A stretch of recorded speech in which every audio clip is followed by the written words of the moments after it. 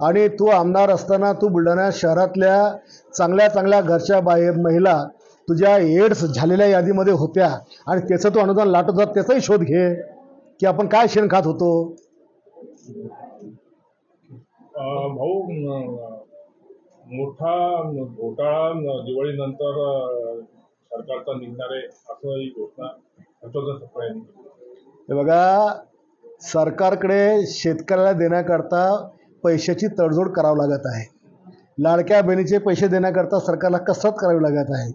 एवढंच नाही तर जे काय स्पील आहे, दायित्व आहे, अनेक कामांचं ते देण्याकरता सरकारला कसरत करावं लागत आहे. याला कुठं घोटाळाला एक काम तर या वर्षभरामध्ये ज्याचं टेंडर निघलं नाही, कुठलं काम झालं नाही, हा कुठून घोटाळा शोधणार आहे. भाऊ, जुन्या आमदारांना डिपेंड आहे, नवीन आमदारांना 5-5 कोटी असे 288 कोटीचा घोटाळा सरकारने केला. घोटाळा बिटाळा काही नाही. आमच्या पक्षाच्या बैठकीत ठरलं की एकनाथ शिंदे साहेबांच्या काळात, मागच्या काळात सगळ्याच आमदारांना प्रचंड पैसे दिले गेले. त्याच्यामुळे त्यांचे मागचेच पैसे अजून खर्च व्हायचे बाकी आहेत. जे बिचारे आता नवीन आमदार निवडून आले, 27 आमदार, त्या आमदारांना 5-5 कोटी विकास कामाकरता दिले. ते काय घोटाळे करायकरता, भेटला करायकरता नाही दिले, डेव्हलपमेंट करायकरता पैसे दिले.